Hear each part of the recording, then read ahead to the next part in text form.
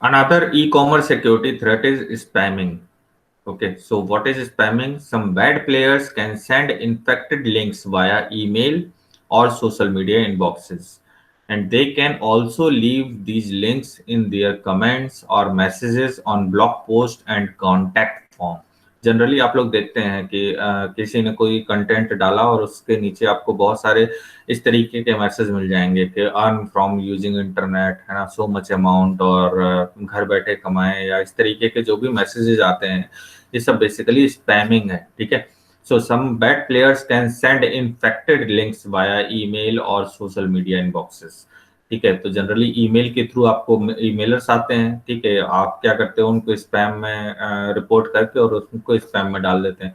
ठीक है, तो वो फर्दर सोशल मीडिया इनबॉक्सेस का भी इस्तेमाल करते हैं। ठीक है, आपने फेसबुक या यूट्यूब या Twitter, LinkedIn,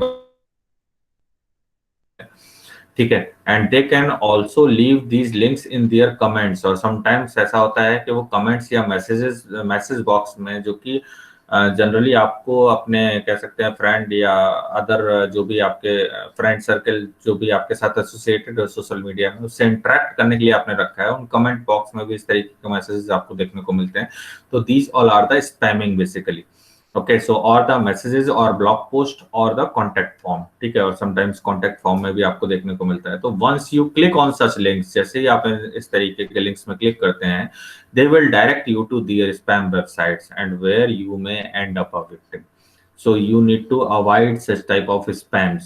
Okay, so apart from lowering your website security, spamming also reduces its speed and severely affect the performance. और कभी कभी देखिए ये वेबसाइट सिक्योरिटी को तो अफेक्ट करते ही हैं, इसके अलावा ये स्पीड और परफॉर्मेंस को भी अफेक्ट करते हैं। ठीक है, so you need to aware about this, you need to beware about this spamming.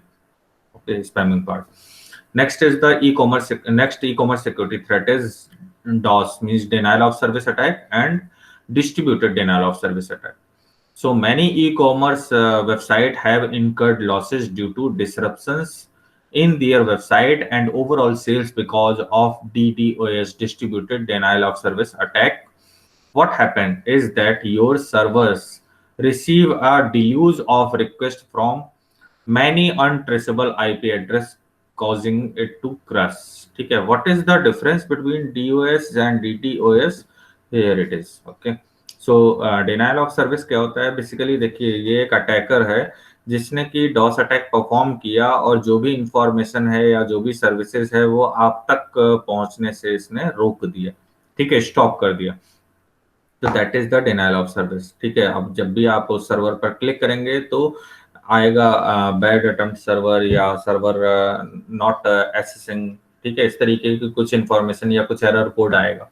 ठीक है, तो in a denial of service attack, an attacker attempts to prevent legitimate users to accessing the information और services. Okay, so ये attacker है, इसने क्या किया कि जो भी इंफॉर्मेशन या सर्विसेज आप अवेल करना चाहते हैं उनको एक्सेस करने से आपको रोक दिया। तो that is the denial of service. अब डिस्ट्रीब्यूटेड डिनायल ऑफ सर्विस क्या होता है? In distributed denial of service attack an attacker may use an your computer to attack an other computer.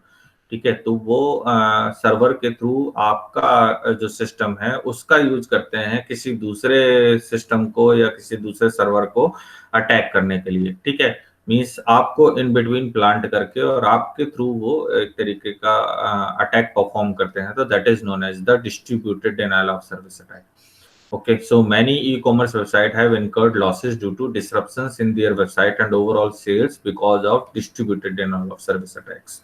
Okay, and you need to means इस तरीके का अगर कोई भी रिक्वेस्ट या what happened is that your server receives a deluge of request from many untraceable IP causing it to crash. Okay, तो basically इस तरीके का कोई भी अटैक है उसको आपको रोकने के लिए कुछ सिक्योरिटी मैकेनिज्म, कुछ फायरवॉल वगैरह वो सब आपको इनकॉर्पोरेट करनी चाहिए, जिससे कि कोई दूसरा पर्सन आपको एक्सेस ना कर सके। ठीक है, so this is all about these two security threats, that are spamming and DOS attack.